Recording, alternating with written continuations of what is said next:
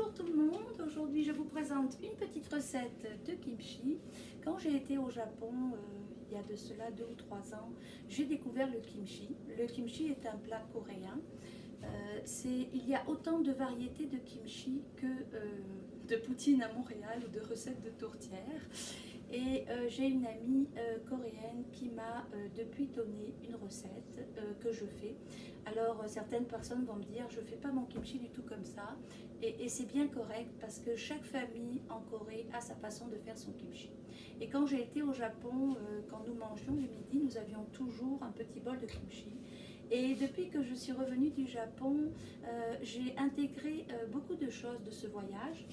Notamment, je vais vous les montrer mais je les ai enlevées, je mange toujours avec des baguettes, ça m'amuse beaucoup, et j'ai presque tous les midis sur ma table du kimchi. Alors on peut faire du kimchi avec des radis, on peut faire du kimchi avec du daikon, j'en fais avec de la poire asiatique. J'ai un livre qui est consacré juste au kimchi, mais bon, il est resté à Montréal. Donc aujourd'hui je vais vous faire le premier kimchi que j'ai appris à faire, et vous pourrez ensuite aller être créatif et faire différentes variantes. Donc pour faire du kimchi, il faut un chou. Alors la seule chose que ma fille a trouvé en allant aux courses, c'est un chou comme ceci. Mais en fait, on peut le faire avec différentes variétés de choux. J'en ai même fait avec du kale, c'était très bon. Donc aujourd'hui, nous utiliserons ce chou. Donc voilà. Donc le chou, une fois qu'on l'a, j'ai tout préparé pour pas que vous passiez des heures à me regarder dans ma petite cuisine. Alors ma fille est venue tout à l'heure et m'a dit « Maman, je n'avais jamais réalisé combien de temps tu passais dans ta cuisine. » Voilà. Bon. Une petite remarque. Donc c'est vrai, je passe beaucoup de temps. Donc nous coupons en 4 morceaux. Je vous ai gardé un morceau juste pour vous montrer. Donc vous le coupez en 4 et vous allez aller ôter le tronc. Alors le tronc, on ne le garde pas. Alors moi je le garde pour la soupe. Ce soir je vais faire une soupe. Sûrement la soupe chou-fleur curry de Ricardo parce que je l'aime beaucoup. Bon, en général je la transforme. Je mets beaucoup d'ingrédients. Des fois je donne des recettes à ma fille, puis elle me dit, je lui dis va voir c'est à tel endroit, puis je dis c'est une recette de Ricardo. Et elle me dit mais maman, toi tu mets pas ça, tu mets pas ça, tu mets pas ça. Mais oui, en fait c'est ma façon de fonctionner. C'est une base. Donc c'est ça, en général moi je vais garder les centres, on jette rien, hein, et je vais les utiliser plus tard. Alors, une fois qu'on a notre chou, on va aller le couper. Et alors moi j'ai appris à faire des languettes et à pas le couper petit. Donc je vais vous montrer, moi je fais des languettes et je vais vous expliquer pourquoi je fais des languettes. On pourrait les faire plus petites, mais je fais des languettes parce que j'ai appris à reconnaître quand le chou est prêt en le pliant. Voilà. Alors si je fais des tout petits bouts, je ne pourrais pas le plier, puis je ne pourrais pas voir si mon chou est prêt. Alors qu'est-ce que j'ai fait? On va procéder par étapes. On va mettre ça ici. Je prends une grande bassine. Voilà. Et dans ma grande bassine, je vais mettre mon chou que j'ai découpé en petites, donc voilà, en petites rondelles comme ceci, petites tranches. Voilà. Donc je fais des tranches. On peut les couper un peu plus petites. Alors normalement, il y a beaucoup de recettes où quand c'est trop épais, ils enlèvent. Moi, j'enlève pas. Je fais mon test sur des feuilles qui sont pas trop épaisses, mais j'estime que tout le chou est bon dans mon kimchi. Donc j'ai été préparer dans une bassine que j'ai nettoyée, bien sûr, mon kimchi. Alors certaines personnes le font dans leur évier, mais moi je déteste le faire dans mon évier. Donc voilà, donc j'ai été préparer mon kimchi. Et alors après l'avoir coupé, ce que je fais, c'est que je place mon kimchi et je vais prendre du gros sel. Alors moi j'ai appris à le faire avec du gros sel, vous pouvez le faire avec du petit sel. Apparemment avec du gros sel, ça permet de dégorger plus vite. Moi je le fais avec du gros sel. Donc ce que je fais, c'est que je prends avec ma main du sel et que je vais saupoudrer une couche, la première couche de chou. Quand j'ai fait une couche à plat de chou, je vais aller reprendre une deuxième couche de chou, je vais la verser et je vais remettre du gros sel. Alors si vous avez peur de mettre trop de sel, on peut mettre à peu près une cuillère à soupe par étage. Mais après, avec le temps, vous allez prendre l'habitude et vous allez savoir quelle quantité mettre. Si vous ne mettez pas assez de sel, votre chou ne dégorgera pas comme il faut. Si vous mettez trop de sel, il va devenir tout mou et vous allez perdre le croquant dans votre kimchi. Donc voilà. Alors après, le kimchi, c'est comme tout. Comme toutes les bonnes choses, ça prend du temps. Donc moi, ce que je fais, c'est que je le surveille. Donc je fais mon kimchi, je le laisse dans ma bassine. Et toutes les 40 minutes, 45 minutes, je viens le voir. Alors si c'est en été, la fermentation, la sortie de l'eau va se faire beaucoup plus vite. Et si c'est en hiver, ça va prendre plus de temps. Donc je vais attendre 45 minutes, je vais venir voir mon chou. Après je vais attendre 45 minutes, je vais venir voir mon chou. Je peux le voir entre temps. Mais pendant ce temps, je vais préparer d'autres légumes. Donc là, c'est ça que je voulais vous éviter. C'est pour ça que tout est préparé à l'avance.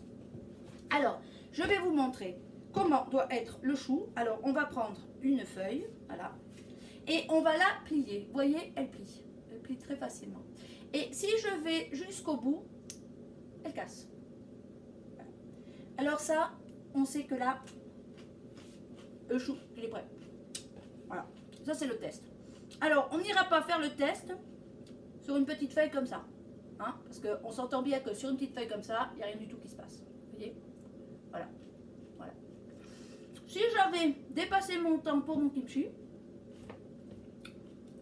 mon chou aurait été différent. C'est-à-dire que j'aurais été jusqu'au bout, il se serait écrasé, il n'aurait pas plié. Alors là, ça fait à peu près 2 heures que je l'ai commencé, ou 2 h 30. Et là, il est prêt. Alors, je vais vous montrer. Il y a une tonne d'eau qui est sortie. Ça fait déjà plusieurs fois que je jette de l'eau quand je le vérifie. Donc, il y a beaucoup d'eau. On va aller. Vous voyez? Donc, là, mon chou est prêt. Qu'est-ce que je vais faire? Je vais prendre une passoire. Alors, toujours goûter. Moi, je ne donne pas de temps. Je dis goûtez. Goûtez votre chou. Après, vous allez avoir l'habitude que quand il est prêt, quand il est en bouche, il croque d'une certaine façon. Il ne croque pas de la même façon que quand le chou, vous venez juste de le couper. Donc, je vais aller prendre mon chou, que je vais mettre dans ma passoire. Alors là, j'ai fait énormément de chou. Alors normalement, quand on fait du kimchi, on n'en fait pas juste un pot, on fait du kimchi. Parce que tant qu'à tout préparer, on est rentable à en faire beaucoup. Bon. Là, j'ai pris un chou. Voilà. Donc, je vais aller mettre mon chou comme ceci dans ma passoire et je vais aller le rincer à l'eau. Donc là, je vais aller enlever le sel que j'ai mis. Donc vous voyez, si j'ai mis trop de sel, bah, c'est pas bien grave parce que de toute façon, je l'enlève ce sel. Il ne me sert pas. Il ne rentre pas dans la composition de mon kimchi. Il permet juste à mon chou d'avoir un certain croquant et pas d'avoir un kimchi par la suite. Ben, si on le laisse toute la nuit, le kimchi, si on laisse le chou toute la nuit avec le sel, ben, le matin il va être tout mou. Et quand vous allez manger votre kimchi, ce sera un kimchi tout mou. Bon, c'est une autre façon de le manger. Peut-être qu'il y a des gens qui aiment le kimchi tout mou. Je sais pas. Voilà. Donc, voilà. Donc là, moi, je vais aller mettre mon kimchi, mon chou qui est coupé directement dans ma passoire. Et je vais aller le rincer. Voilà. Donc ça, c'est une étape qui prend du temps. Alors, je vais vous montrer qu'il y a beaucoup de jus. Alors, en général, en lactofermentation, on garde ce jus. Mais là, on ne le garde pas. On le jette. Il ne nous sert plus. Alors, le chou a dégorgé beaucoup d'eau. Voilà. Je vais le rincer et je vais aller le remettre dans ma passoire. Dans ma bassine. Voilà. Donc, on va le laisser égoutter. Donc, moi, j'ai des grands égouttoirs. Voilà. Là, on va passer à autre chose et on reviendra sur notre chou ensuite. Donc, je vais poser ma bassine ici pour pas que vous la voyez et je vais continuer. Donc là, nous avons passé l'étape du chou que nous avons coupé. Donc, je vais aller le mettre ailleurs, comme ceci. Voilà. Alors, qu'est-ce que j'ai utilisé dans mon kimchi? Dans son kimchi, on peut mettre un peu de tout. Alors, on peut mettre du daikon, qui est du radis japonais. Comme je vous le disais, des fois, je le fais au kale. Donc, je peux mettre du chou et du kale. Ici, comme on est en confinement et que j'ai pas beaucoup de légumes, j'ai ajouté un oignon. Donc j'ai fait un oignon, alors je l'ai tranché comme ceci, vous voyez? Voilà, donc il va apparaître. Ici, j'ai fait un navet. Vous voyez? Donc là, je l'ai tranché comme ceci. Souvent, quand je fais des légumes différents, je vais aller les râper avec des grosseurs différentes. Parce que j'aime ça.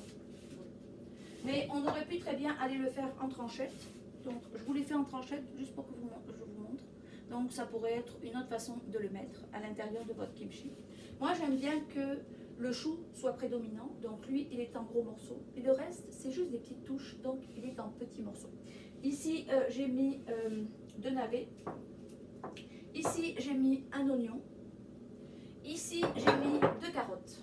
Alors, les carottes, je les ai râpées encore plus fines que le navet. Le navet, c'était la taille au-dessus. Ça, c'est la taille plus petite. Voilà. Donc, j'ai pris ça. Et je voulais vous montrer, parce que j'ai toujours le goût de faire des niaiseries. Donc, voilà. Donc, ici, j'ai du daikon. Du bok choy. J'adore mettre du bok choy dans le kimchi. Donc, vous voyez, ici, c'est du bok choy que j'ai fait pousser. Donc, je vais aller prendre le bok choy, je vais aller le découper et je vais aller mettre le bok choy dans mon kimchi. Donc là, je vais enlever la terre, c'est sûr. Voilà, j'ai été l'enlever tout à l'heure dans mes germinations. Donc, il est fraîchement cueilli, il est tout beau. Je vais le couper ici. Voilà. J'adore faire ça. J'adore cueillir le légume et l'apprêter immédiatement. Donc, le bok choy, c'est très très bon aussi. Voilà, donc là, je le nettoie. Voilà. Donc, ça, c'est le bok choy que j'ai fait pousser. Donc, je vais en mettre un petit peu dedans. Voilà. Donc, je vais le couper, parce que lui, je ne l'avais pas coupé encore, parce que je voulais vous le montrer. Donc, lui, il va aller là. Mon truc. Voilà. Donc, on va couper le bok choy. Alors, maintenant que c'est fini, je peux aller le mettre avec mes oignons. Voilà. Mes oignons, mes carottes. Voilà. Donc, ça, c'est ici. Alors, après, je vais faire une sauce. La sauce à kimchi. Alors, dans la sauce à kimchi, j'ai pris une tasse d'eau que j'ai mis dans une petite casserole. Et j'ai été rajouter 3 cuillères à soupe de farine de riz. Et je mélangeais et j'ai mis sur mon feu. Dès que ça a commencé à bouillir, ça fait des petites bulles. J'ai compté 2-3 minutes et j'ai obtenu ceci. Ça fait comme une colle. C'est simple. Voilà. Alors, je vais utiliser ceci pour faire ma sauce à kimchi. Donc, je vais aller la mettre dans mon robot. Si vous n'avez pas de robot, vous pourriez le faire à la main. Ça m'arrive de le faire à la main. Alors, je vais aller mettre tout ça dedans. Voilà, comme ceci. Alors, j'avais préparé, c'est ça, une petite. Voilà. Donc, on va aller mettre ceci ici. Voilà. Voilà. Voilà. Là. Alors, c'est, je répète, une tasse d'eau avec 3 cuillères à soupe de farine de riz. Voilà.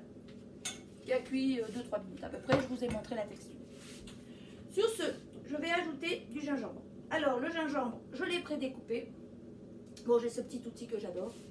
Mais j'aurais pu le mettre tel quel puisque je vais le passer au robot. Là, je voulais juste vous montrer qu'on pourrait aller le découper en petits. Et si on n'a pas de robot, aller le mettre directement dans un mortier et l'écraser. Et on obtiendrait une pâte qu'on utiliserait de la même façon et qu'on mettrait à l'intérieur. Il faut toujours trouver d'autres solutions. Au départ, je n'avais pas de robot, je n'avais même pas de cuisine. J'avais un petit évier, c'est tout. Bon. Mais il faut se trouver des solutions, même quand il n'y a pas grand-chose, on peut toujours se trouver des solutions. Donc, moi, en général, je le fais au pif. Mais aujourd'hui, je n'avais pas envie de vous le faire au pif. Donc, je vais aller mettre une cuillère à soupe de gingembre. 2 cuillères à soupe de gingembre. Alors, si vous n'aimez pas le gingembre, ne mettez pas de cuillère à soupe de gingembre. Moi, j'adore le gingembre. Donc, voyez, après, on peut aussi s'adapter dans les goûts et dans ce qu'on met. Donc, j'ai fait la même chose avec mon ail. Donc, l'ail, ici, c'est l'ail de mon jardin que j'ai gardé et que j'ai conservé comme ceci. Mais on aurait pu aussi aller mettre, si vous n'avez pas d'ail en ce moment, vous pouvez aller mettre de l'ail déshydraté. Donc ça, ce sont des flocons d'ail que je fais avec l'ail de mon jardin. Donc on pourrait aller de la même façon, aller mettre 2 cuillères à soupe, bien que quand c'est de l'ail déshydraté comme ça, c'est très concentré. Donc, j'ai mis mes 2 cuillères, je vais aller mettre mes 2 cuillères d'ail que j'ai préparées avant pour ne pas vous ennuyer. Voilà. Donc, on pourrait aller en mettre plus, on voit que j'en ai fait beaucoup. Quand je fais au pif, souvent, j'en fais beaucoup. Bon, voilà. Donc ça, c'est fait. On va aller mettre 5 cuillères à café de sucre. Donc, je mets du sucre blanc. Alors, je sais qu'il y a des gens qui mettent du miel dans le kimchi. Mais bon, moi, je mets du sucre blanc. Voilà. Donc, on va aller mettre un quart d'oignon. Alors, est-ce que j'oublie quelque chose? Oui, j'oublie le sel. Alors, le sel. Le sel, on va aller mettre 2 cuillères à soupe de sel. Donc, ici, j'ai mis du gros sel et du sel rose que j'ai moulu avant. Donc, 2 cuillères à soupe. Et là, on pourrait aller mettre de la sauce à poisson. Moi, je ne mets pas de sauce à poisson parce que j'ai essayé, j'ai fait des tests, j'aime moins la sauce à poisson. Donc, comme je ne mets pas de sauce à poisson, je vais aller mettre 2 petites cuillères de plus parce que la sauce à poisson est salée.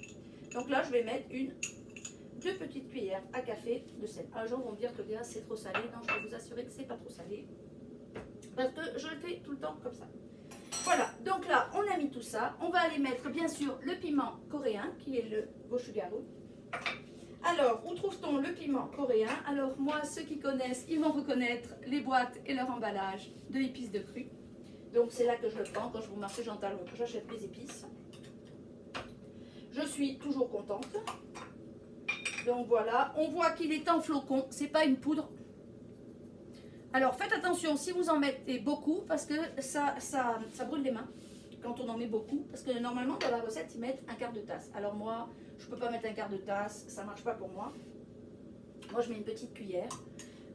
Vous pouvez essayer au fur et à mesure en fonction de votre tolérance au piment. Moi ma tolérance elle est petite. Alors des fois je mets du paprika parce que comme ça donne une couleur. Mais ce n'est pas dans la recette originale du kimchi. Et des fois, je mets du sambal welek. Le sambal welek, je le mets très souvent dans mon poulet général Tao. Et ça donne aussi un bon goût. Donc, j'en mets, mais vraiment un tout petit peu aussi, parce que sinon, ça m'arrache la bouche. Donc, voilà. Alors, après, sur le dosage des piments, c'est vous qui voyez. Voilà. Alors, je sais que... l'épice coréen, le piment coréen est aussi vendu en ligne, je pense, par Révolution Fermentation. Donc, sur leur site directement. Donc voilà, donc là, j'ai sorti mon petit robot. Et sur ce, ça va faire du bruit.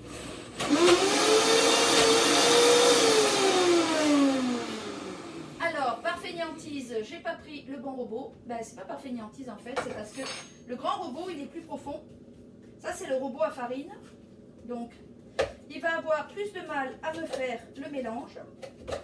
Donc, je vais juste couper mon oignon. Mais le grand Vitamix, c'est parce que quand je fais la sauce, j'ai plus de mal à aller la chercher. Donc, j'ai voulu prendre le petit, mais je crois que c'est une erreur.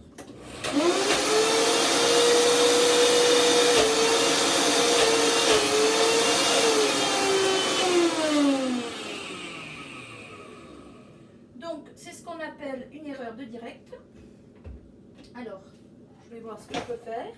Parce que du coup, il ne me mélange pas mon oignon qui devrait être mélangé dedans. Voilà, ça va prendre plus de temps. Alors que l'autre, il me fait ça assez rapidement. Mais voilà, je voulais aller pas passer 1 heure à retirer mon affaire. Voilà. Là, je pourrais aller mettre un peu plus de gochugaru et je vais rajouter un petit peu d'eau qui va m'aider, voilà, dans ma texture. Et il est où mon gochu? On va bien remettre un tout petit peu parce que je vois à la couleur que j'en ai pas mis beaucoup. Voilà.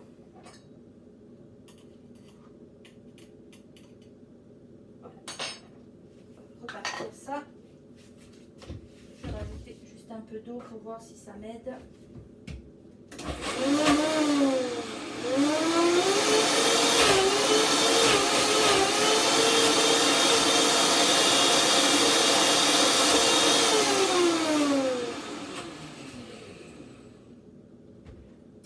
Bon, alors, c'est pas exactement ça que je voulais, mais on fera ça pour aujourd'hui.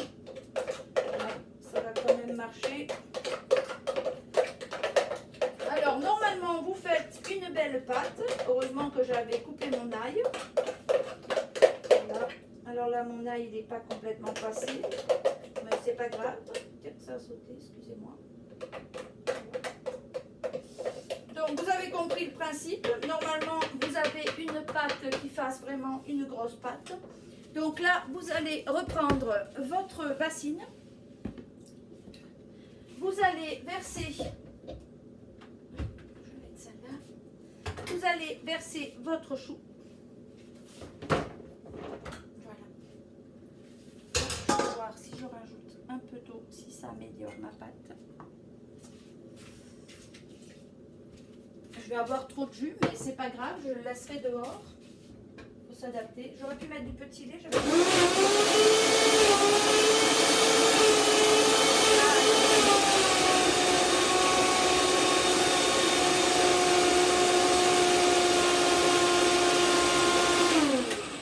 C'est beaucoup mieux. On a résolu le problème. Problème du direct. Voilà. Bon, voilà. Alors, vous voyez, c'est ça que je voulais vous montrer. Ça fait une pâte, une belle pâte. Vous voyez, c'est parce qu'il n'y avait pas assez d'eau. C'est celui à farine, donc normalement, je ne l'utilise pas pour ça. Bon. Alors, voilà. J'ai repris mon chou. Puis, je vais aller mettre ma sauce qui maintenant a bien voulu se faire. Donc, j'ai juste rajouté un peu d'eau. J'avais du petit lait derrière. J'aurais pu aller rajouter du petit lait. Voilà. Ma sauce. Bon, voilà. Alors, à cette étape, il y a beaucoup de gens qui mettent des gants parce qu'ils ont mis beaucoup de chou-garou. Moi, j'ai pas besoin de gants parce que la petite quantité que j'ai, ça ne brûlera pas mes mains. Si vous voulez mettre des gants, vous pouvez mettre des gants. Donc, moi, je vais aller mettre tous mes légumes. Mélanger. Voilà. Voilà. Alors, à ce moment donné là, vous allez aller masser votre préparation. Donc, je vais aller masser ma préparation avec ma sauce. Ça sent bon. Bon, on n'a mis que des bonnes choses, hein. Ça ne peut que sentir bon. Donc là, je vais pousser mon ail qui est devant. Hop. Voilà. Voilà. Alors là, vous allez vraiment masser votre chou pour que la sauce s'imprègne. Bon, ça va quand même le faire après, hein, mais c'est l'idée. Voilà. Et là, on a fini notre kimchi. On aurait pu aller mettre du poivre. Dans mon sel, j'avais ajouté un peu de poivre rouge. Pour aller mettre toutes sortes d'épices. Et s'éloigner totalement du kimchi. Alors vous allez voir aussi que vous allez voir du vert dans mon kimchi. C'est parce que j'ai mis des oignons que je fais pousser. C'est-à-dire que je prends l'oignon, je mets l'oignon à l'intérieur. Et quand la tige sort, je vais aller couper l'oignon. Ça sent super bon. Alors, à quand la technologie avec les odeurs dans votre cuisine? Ça serait magique. Parce que vraiment, ça sent bon. Alors, il y a beaucoup de gens qui le goûtent à cette étape. Et il paraît que quand on prépare le kimchi en Corée, on chante dans sa cuisine. Alors, je vous épargnerai. Mais quand je suis seule, je chante dans ma cuisine. Alors, j'ai les yeux qui pleurent, je suis désolée. Hein, mais j'ai mis des oignons. Les oignons sont très forts. J'ai mis beaucoup d'ail. L'ail de mon jardin est très fort. Donc voilà. Alors, je vais vous montrer.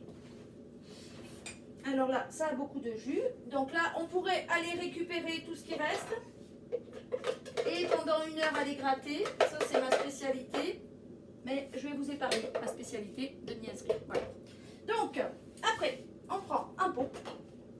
Alors, moi, j'ai des gros pots quand je fais du kimchi. Parce que le kimchi, j'en mange tous les jours. Quand je m'ouvre un pot, il va durer à peu près 2-3 semaines. Ce qu'il faut savoir, c'est quand on commence à manger du vivant, on ne mange pas la moitié du pot. Parce que sinon, on va me haïr après, c'est sûr.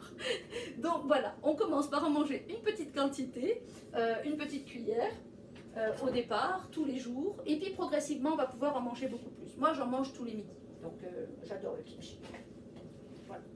Donc là, bon, on va faire la même méthode que je vous ai montré la dernière fois. C'est-à-dire que mon pot est propre, on va aller mettre mon kimchi. Alors normalement, je mets une assiette dessous parce que ce qui tombe, je le récupère. Alors là, je n'ai pas préparé d'assiette. Donc je vais aller prendre le reste ici, voilà. Là, voilà. Et je vais aller mettre ici. Voilà. Alors, je vais aller remplir mon pot. Alors, comme toujours, il faut tasser. Alors, je ne vous répéterai pas que je n'ai pas de pilon parce qu'il est à Montréal. Mais si vous avez un gros pilon, alors avec le kimchi, c'est génial parce que souvent les pots sont gros. Donc un gros pilon en bois fait bien le travail. Ben, mon poing le fait aussi, mais c'est ça. Voilà. Donc, on va aller tasser notre kimchi. Moi, je suis toujours impressionnée d'avoir un gros chou au départ. Et d'arriver à faire un seul pot de kimchi. Alors, l'idée, c'est de tasser. Vous tassez, vous tassez, vous tassez. Voilà. La dernière fois, j'avais mis des poires asiatiques. C'était tellement bon. Alors là, j'ai préparé des cerises. Des cerises déshydratées. J'ai comme le goût d'en insérer quelques-unes. Elles sont juste là, elles me sourient sur le côté. Bon, voilà. C'est pas dans la recette originale, je sais. Donc, ne le faites pas comme moi. Commencez d'abord par quelque chose de classique, puis ensuite, amusez-vous. Moi, j'adore m'amuser. J'ai fait une choucroute dernièrement au sapin baumier. C'était super bon. Bon, des fois, il n'y a que moi qui aime, hein, je vous le dis. Ma famille, le sapin baumier, ils deviennent fous. C'est vrai que ça goûte fort. Moi, je m'y suis habituée. Puis c'est le goût de ma forêt. Ça m'amuse beaucoup. C'est étonnant. Donc voilà. Donc, je vais me faire un petit plaisir en ce jour. Donc, je vais aller mettre quelques cerises de mon jardin. Voilà, ça c'est les cerises de mon jardin que j'ai déshydratées l'année dernière. Voilà, donc. Et je vais aller les mettre dans mon kimchi. Alors, j'en ai mis une petite poignée. Je vais aller en remettre. J'adore les cerises déshydratées parce que ça fait comme des pruneaux. C'est des pruneaux. C'est super bon. Et en plus, quand je cueille, j'ai un plaisir à cueillir. En général, la cueillette dure une semaine. Et je suis tous les jours dans mon arbre. Et ça m'amuse beaucoup. Bon voilà. J'en mange autant dans l'arbre presque ce que je cueille. Mais ça m'amuse beaucoup. Donc voilà, aujourd'hui nous aurons mis des cerises dans notre kimchi. J'entends déjà les gens dire mais c'est pas possible, mais c'est pas grave. Voilà. Donc on va continuer à remplir notre kimchi. Vous voyez, quand j'appuie, voyez, le jus va remonter. Voilà. Alors, le kimchi. Le kimchi va être prêt dans 4-5 jours. C'est-à-dire que dans 4 jours, vous pourriez aller le goûter. Alors, c'est sûr que toutes les saveurs ne se seront pas encore développées. Mais on peut apprivoiser aussi les saveurs en commençant par goûter progressivement. La semaine dernière, je vous avais fait un chou vert épicé. Mais je l'ai goûté à 4 jours. C'est très drôle parce qu'il n'avait pas le goût. Je n'ai pas l'habitude de goûter tôt. En général, je goûte vraiment quand ça fait 2-3 mois. Et j'ai réalisé que quand on goûte tôt, il avait vraiment juste le goût du chou et les épices étaient très prédominants.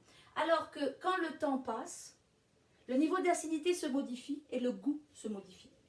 Donc vous pourriez aller manger votre kimchi dans 4 jours et le goûter. Vous pourriez en faire plusieurs pots, des petits pots. Allez goûter un dans 4 jours, un dans 2 semaines, un dans 3 semaines. Voilà. Alors moi je pense qu'on va l'ouvrir assez rapidement parce que j'aimerais faire apprécier le kimchi à ma fille et que quand c'est fermenté trop longtemps c'est difficile de commencer pour elle. Donc voilà. Mais je pense qu'il faut y aller petit à petit et progressivement. Voilà. Alors vous voyez, on continue à monter. Alors il y a des gens qui s'arrêtent en bas. Moi je dis tant qu'à faire un kimchi, on remplit son pot. Tant qu'à avoir des pots, on les remplit. Alors j'aurais pu prendre un pot avec un joint, comme j'avais fait le surimi de carottes la semaine dernière. Voilà. Mais j'aime bien les kimchi les faire dans cela. Voilà. Donc je vais vous le montrer. On aurait pu aller prendre un petit pot comme ceci, comme le surimi de carottes de la semaine dernière. Ou on aurait pu aller prendre un pot à joint, comme je vous ai dit, donc avec un joint. Voilà. Donc ça c'est le surimi aux carottes. Donc on va continuer. Voilà. Donc vous voyez que j'ai du jus. Alors, je vais pouvoir faire un deuxième pot. Alors, dans le deuxième pot, je ne mettrai pas de cerises. Voilà. Là, je me suis amusée. J'en ai pas mis beaucoup, hein, mais c'est drôle. Voilà. Voilà.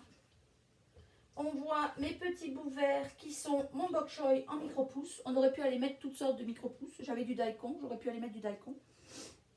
Voilà.